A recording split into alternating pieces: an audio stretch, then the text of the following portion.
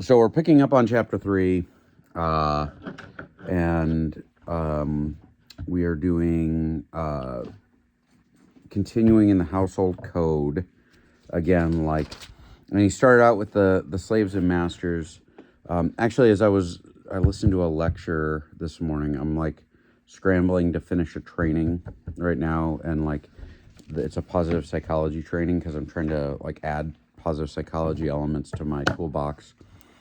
And one of the things the guy talked about was this idea of well, when you think of work, we often think of it as a ladder, and we kind of take on a secular worldview for it.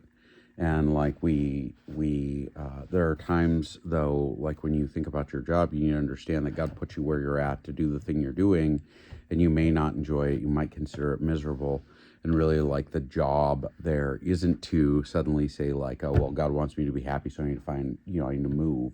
Or if it might be the case that you just you're supposed to stay where you're planted and try to bloom where you're planted, and try to grow where you've been planted. And you may not like it, but hard times and all that. And the example he used was Brother Lawrence, who is a Catholic monk, who wrote Practicing the Presence of God. It's kind of a mystic book, and not everybody is on board with everything he said. I think it's actually pretty good. He had physical ailments, which made him not capable of. He was in pain a lot because of arthritis, and he had bad knees and legs, and he limped and was not. He was physically not well, and his job was in this monastery was scrubbing pots and pans, and these are cast iron over a wooden burner and all this. And so it was kind of a miserable job. He had one of the low ranking jobs and was one of the low ranking men in the monastery, but he saw his work as an opportunity to spend time in God's presence. And he said, look, everything I do, I'll do unto the Lord, and I'll do with the Lord. And so he would use his difficulty and his physical pain and everything else, he would use it as opportunities to practice God's presence in his life, and to pray, and to seek Jesus in these moments. And the argument is, look, sometimes God is just going to put you in positions and places where everything is going to be not fun, and it might just be terrible. But the terrible of it is a blessing in a way you don't expect. And the slaves and masters thing here, I made me think of that as we were working through it, because I know it's not a fun topic. And we talked about slavery at length, and the difference between this kind of slavery and what we think of as slavery, which is something that actually the one book talks about that we'll do after reading the Bible for all it's worth. But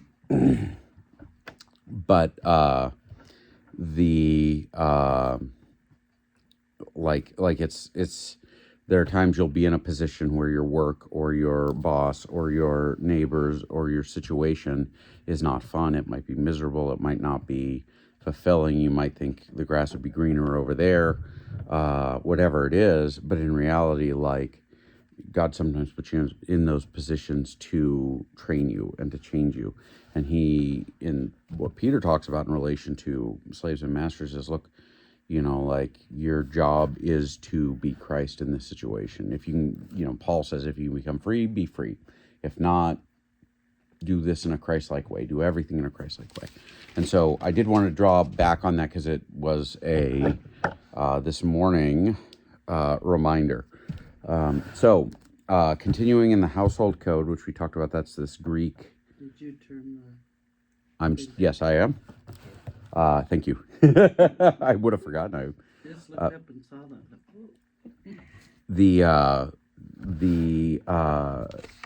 Because the pagan religions did not have a moral code associated. Pagan Hellenized cultures would have household codes. You would memorize these things. You would recite them regularly, and this was sort of the moral idea, how where morality and roles and everything else came from, was these household codes. And so Peter is emulating this. Paul does it several times. And so picking up in chapter 3, we'll do the first couple of verses and talk about them. Wives, in the same way, be submissive to your husbands, so that if any of them do not believe in the word, or believe the word, they may be won over without words by the behavior of their wives when they see the purity and reverence of your lives. One thing I read that I thought was interesting and I had never come across before, one pastor commentary wrote, the submission in the scriptures is always a choice. Like Jesus chose to submit to the Father. It's not because he was less than. It's because he chose to submit to. And this is another instance of that where it's like, wives, you're choosing to operate in this role in relation to your husbands. And the idea is, some of this is in the culture, you would, like, it's just the way it was. Like in the culture, wives were always in a submissive state. If you took a different position, it would be like the worst way to represent the gospel, bar none. Like there's just no comparison. Beyond that, I would argue that there is a biblical model of headship for husbands. It does not mean that husbands are supposed to treat their wives as slaves or servants or anything. It's supposed to be a relationship. Husbands are theoretically designed to take charge or to take initiative, and it's one of these things that is sort of, typically in our makeup.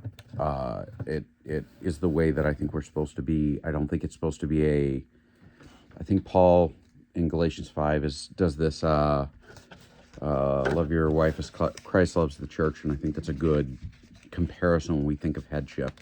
Like, how did Christ love the church? Well, he taught, he died for the church, he spent time, he loved the church. I mean, like, there are these elements, and we don't really see Christ as a slave driver. You never see anybody seeing it that way. But then when we look at husbands act like Jesus toward the church when you act toward your wives, and it's like, oh no, that's horrible. Wait, what? Like, and so Peter is in the same vein as Paul. He's mirroring Paul in his call for submission. It's an unpopular one today, but I would argue, along with just about every commentary, is because it's really just poorly understood. It's a voluntary act. It is a command, but it is a choice you make. You do so by choice, not by coercion, so to speak. And it has nothing to do with the value of the person, is another kind of idea here. That men and women were created and are seen as equal, created equal and are seen as equal by God, before God. They're both created in his image. Neither is more significant or greater. Submission is not passivity. It's often seen that way. People will look and say, oh, women are supposed to be passive. They're supposed to be, and it's really not the case. She's not supposed to give up herself or become this doormat. And in fact, actually, if you read the advice in Proverbs 31, it was just funny because, I'll get to that in a second. In Proverbs 31, you see where the wife is like anything but passive.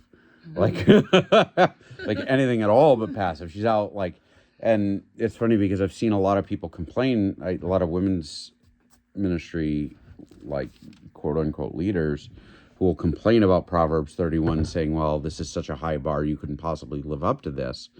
And it's like, well, men are told to be like Jesus. I mean, what do you want? It's like you're supposed to strive toward a thing, not attempt to, not be that. It's not your value. It is like the model that we are to live by. And falling short does not make you lesser than. It makes you a work in progress. It's the same for husbands. I don't look like Jesus often in my family. I wish I did. Submission in this context and scripturally is about aligning ourselves with God's design and his roles within the family, how he designed us to be. That does not mean oh, wives are supposed to cook and clean and all this. I mean, it's really not that. Although some families do take that on, it isn't necessarily that. Like, it's just a kingdom husband is supposed to lead his family in a loving, in Christ-like way, and a kingdom wife is supposed to support her husband with her gifts and abilities. And the idea being that everybody uses their giftedness and all this. You might ask, like, well, what if the wife is a better leader? The fact of the matter is, like in the example I came across was, you're driving down the highway, if a tractor trailer is out there, it's going to be almost always, or a snowplow. Snowplows are almost always the most powerful vehicle on the road. And, 18-wheelers are almost always the most powerful vehicle on the road. But that doesn't mean that they get to run over all the other traffic in the process. They, right away, still exists. And God designed us to operate in a certain way. And so the yield function of a vehicle is a demonstration of power under control, because power under control is what is that? That's meekness. Like, to be meek is to be under control and to not force your way. And of course, Christ, blessed are the meek, they'll inherit the earth, and all this other stuff. Like, it's the idea being, and we're intended to be meek before the Lord, right? We're supposed to submit to Him in everything, in the same way as we're supposed to submit in certain roles within our lives. Submission does not limit what a wife brings to the table. It's not really about that. It's an acknowledgement that God has given wives like this yield sign. That's it. Your job is not to run over your husband. It's not to say, well, you get in the back seat, I'm calling the shots. I will tell you, the argument is, this is what the scriptural standard for men is, like for marriages. This is the scriptural standard. You say, well, what if your husband's not a believer? Well, that's actually what Peter says in this. In behaving in a way that represents Christ, you witness Him in a far more effective way than anything else you could do. And I say this like everybody. My wife is amazing. I love her so much. She is. And there are times where we have disagreed, and she will argue her point, and in the end say, well, you are, this is it, like, you're in charge, so, like, you get to make the call. But understand, I do not agree. And I think on the other half of this, and I had a guy tell me this when I quit drinking. He told me that if you are not right with your wife, God ain't listening. Like, you don't think you're going to pray to God and He's going to, hear what you're saying if you are not right with your wife. And that is, husbands in the same way, be considerate as you live with your wives, and treat them and respect them as the weaker partner. And we'll get to that in a minute. And as heirs with you to the gracious gift of life, so that nothing will hinder your prayers.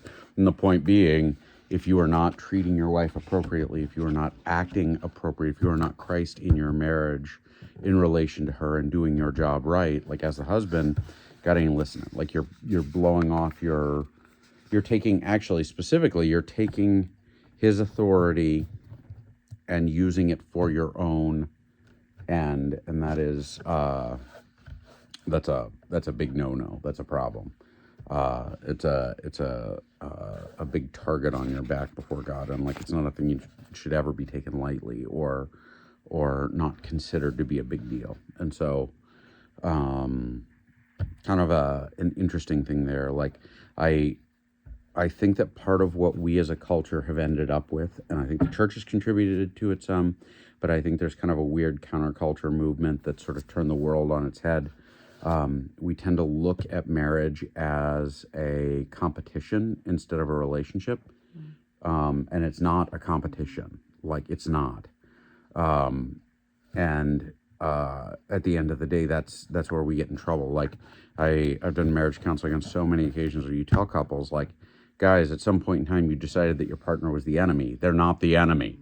As long as your partner is the enemy and you're trying to win or get your way over them, you're going to both lose. Like, you cannot win at all. Like, The only way for you to win is for both of you to win, and that's it.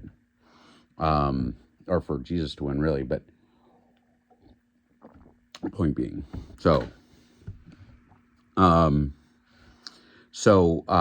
is kind of the big idea here that I'm arguing is that I think Ephesians 5:22 points out, like, biblical submission is submission unto the Lord, right? Like, as to the Lord, meaning like this is a part of not necessarily a fun thing we do, but a thing that we do because this is like serving Jesus. In the same way, like, slaves serve their masters. Like why? Because slavery is good? No, of course it's not good. But because serving Jesus sometimes means doing things that we don't like, or doing things that we would like to do different, and that's it. I do not think it is, again, you look at like Proverbs 31. This is not, I don't think it puts the wife in position of doormat or anything else. I really don't think that it was ever the intent.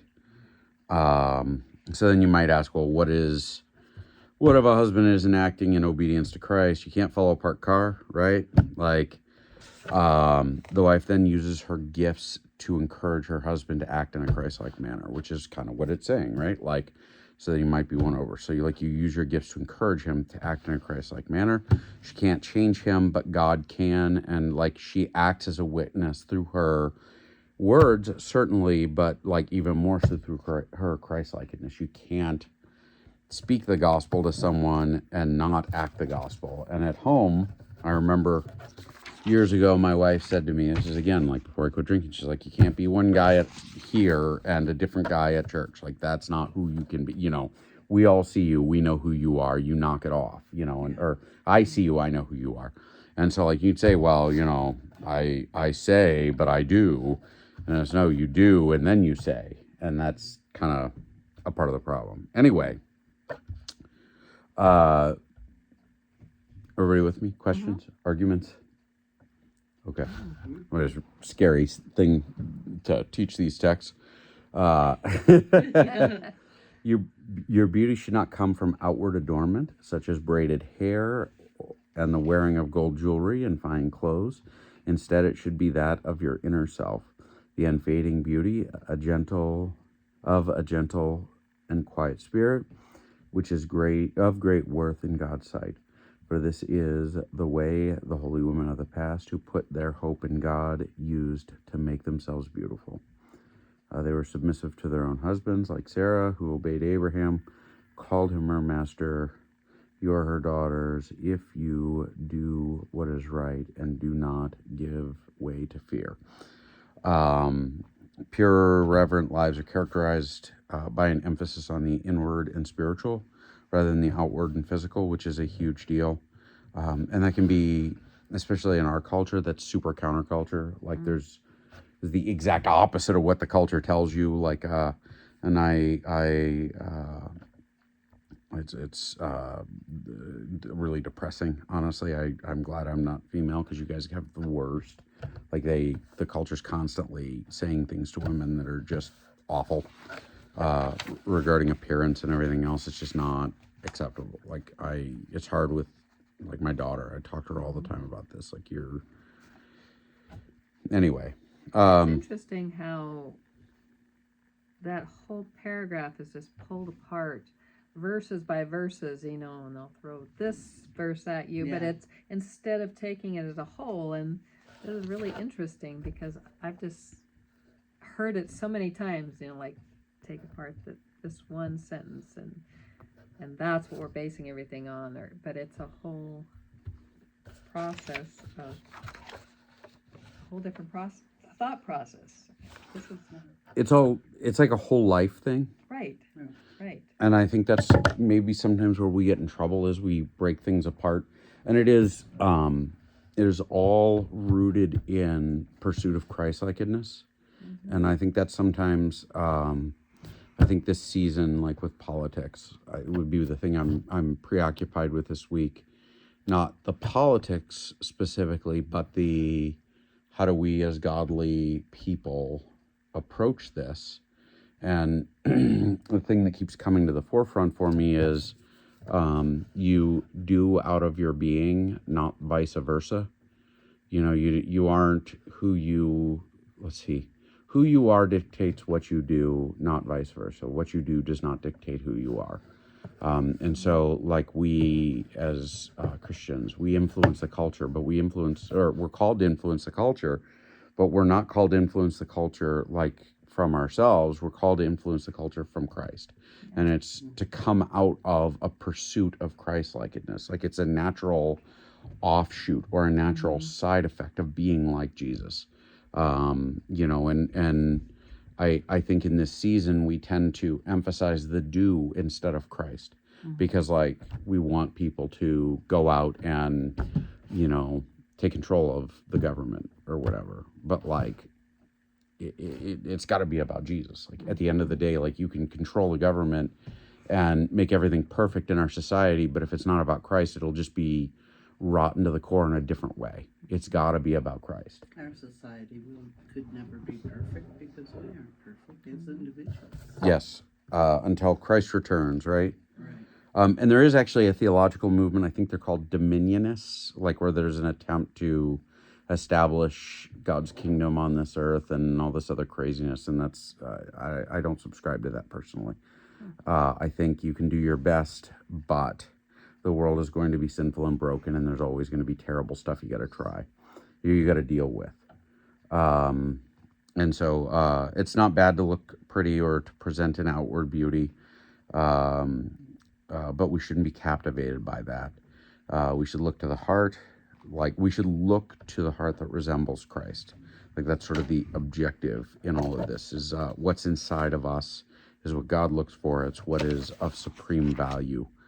Did I read 5 and 6? Yeah, the Sarah thing.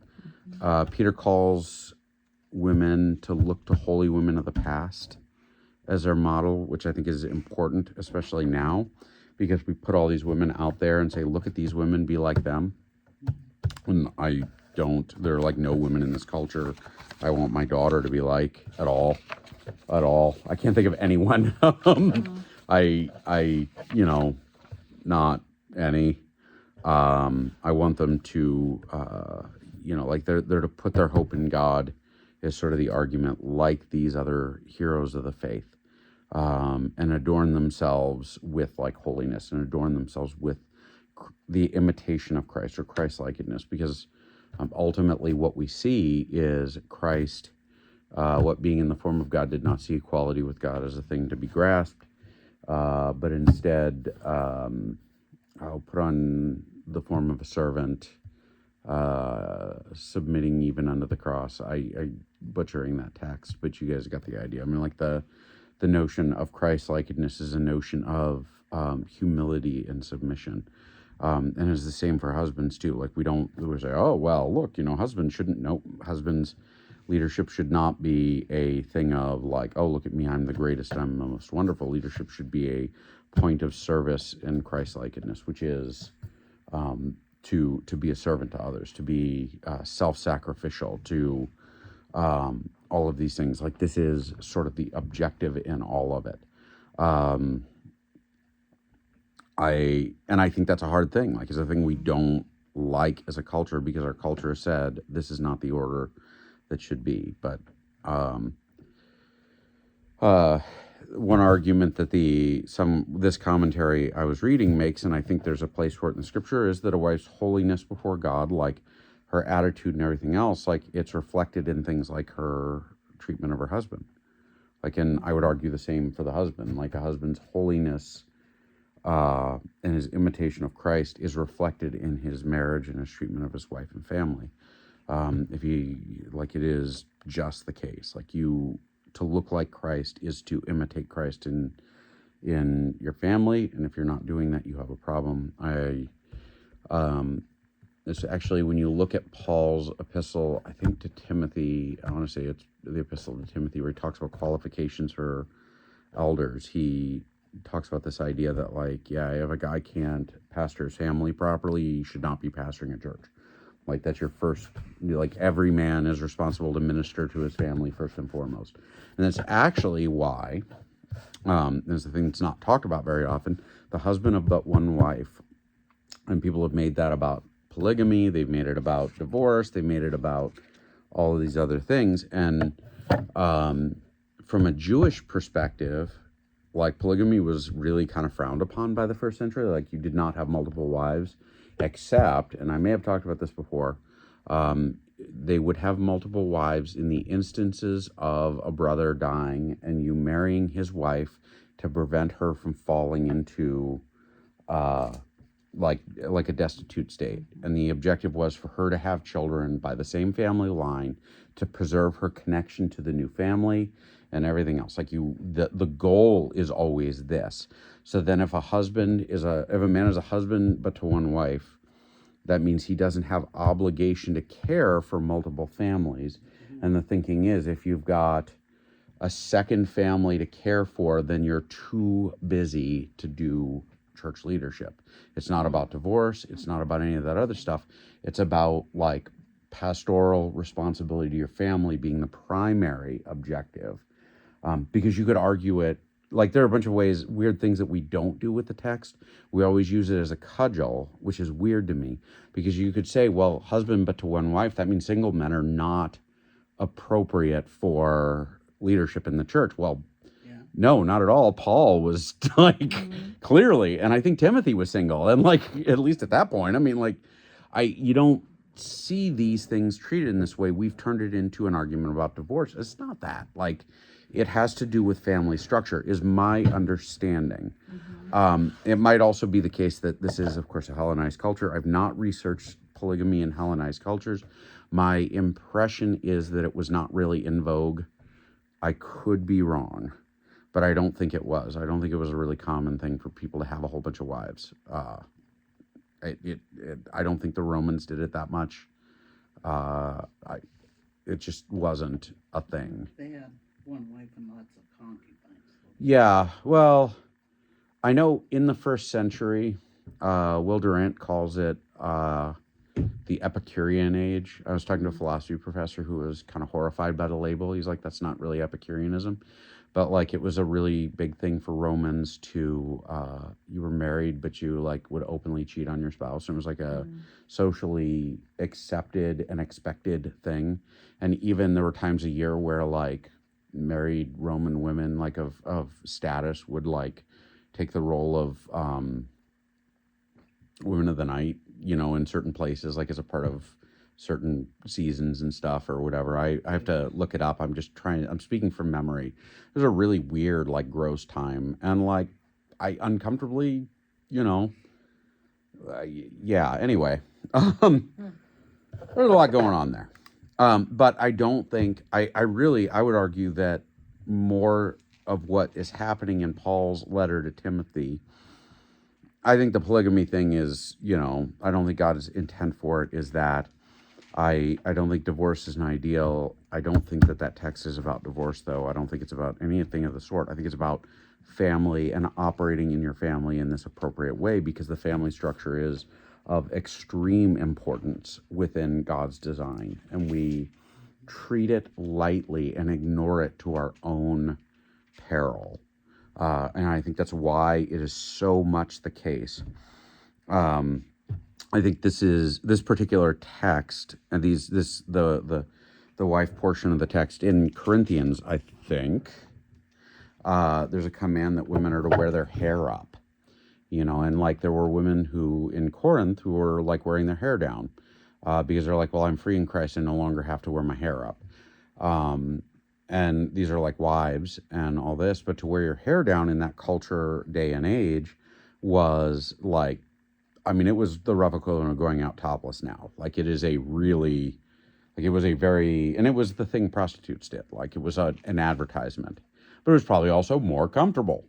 And the Paul's like, all right, look, you know, just because you can do anything you want with your freedom doesn't mean you can like do this. Okay. Like, sure, it's not sinful in and of itself, but you're humiliating your husband. You're not acting in humility. You're putting yourself out there in a way that is essentially sinful. Like, knock it off, wear your hair up. And we don't say all women have to wear their hair up now, despite the fact that it's the plain letter of the text that women should wear their hair up or always cover their heads while praying or whatever, because we understand that there's a cultural element there.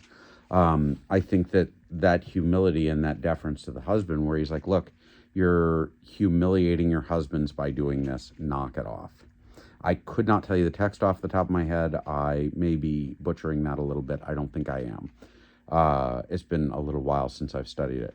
But the idea being like, you've got to show deference to your husband. Like, this is the idea. Don't humiliate him. Don't this, don't that.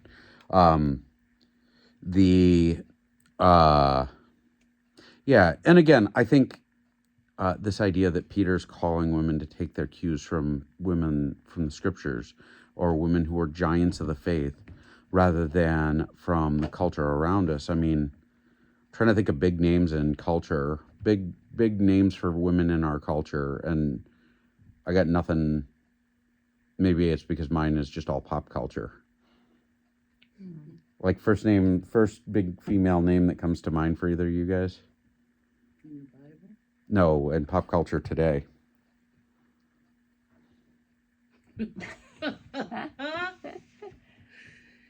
Well, we're both ready with answers.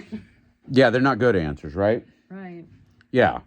And But most of the names in today's culture I can't even say. they're bad. Not so good, right? I mean, they're, I don't want to say they're strange, because that's not very polite to the people that have them, but I just don't, The names have gotten unusual. unusual, and I can't. I think. Were you say something? I mean, No, go ahead. I think C.S. Lewis once said that you should always read books by dead authors, because they've stood the test of time and they've demonstrated that they're not just a trend, but a substantial work that will last. And I think about that a lot with things like Joshua Harris is a guy who wrote a book, I Kiss Dating Goodbye, that was huge in the 90s. And there are a lot of people who've like lashed against it because it was awful. And he was like 20. He should not have written a book of advice on how to date and marry. He had no business doing it. Like, he didn't know anything. You don't take advice from people who don't know anything. But like, if you look at the big names again in pop culture, these are all people who are divorced multiple times and are, or are single perpetually forever. And you say, well, they're genuinely, like, at the core of it, they end up being really unhappy people. And you think, well, why would you do this? Well, because they look awesome. Well, like, our culture is deceitful. If you look back in history and you look for people who really accomplished and really lived in ways that honored God, like, there is a long-running pattern that has proven itself through perseverance. There are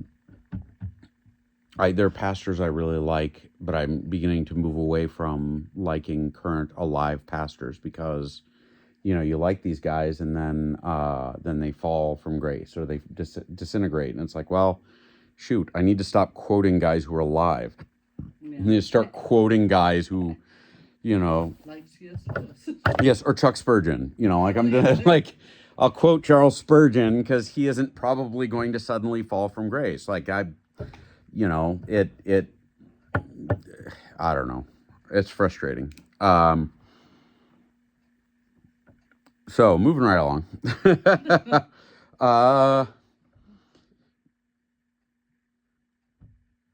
I think, and in particular, as he calls on women to look at women from the scriptures from the past, he's looking at them. He's calling on them to this specifically in how they interact with their husbands, right? And he's saying, look, in the same way, if God blessed them, you'll be able to see God's blessing in your life if you are doing this. And I think I'm increasingly thinking that one of the mistakes we make is we strive for things in this world. I'm just, again, listening to career lectures, positive psychology career lectures about like how to obey God in career and all this. I think we strive for accomplishment and achievement and recognition and position and money and all of these other things, instead of striving for Christ-likeness. And I think that the value of being the guy who scrubs the pots in a monastery and nobody knows your name and nobody cares who you are, is that, like, there's real value in doing the garbage job or the job that nobody recognizes. And all of this, because it's better to not be seen and to look like Jesus than to be well known in this world or very successful in this world and to not look like Christ. And I think that is a long running process of retraining ourselves quietly and through, it's like making a diamond, right? You know, heat and pressure over a long period of time, buried deep in the ground where nobody sees it.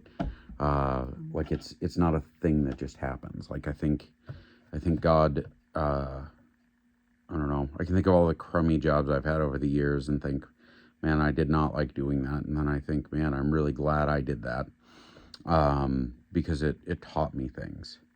And and so do what is good and don't be frightened is sort of the idea, because ultimately if you're being obedient to God,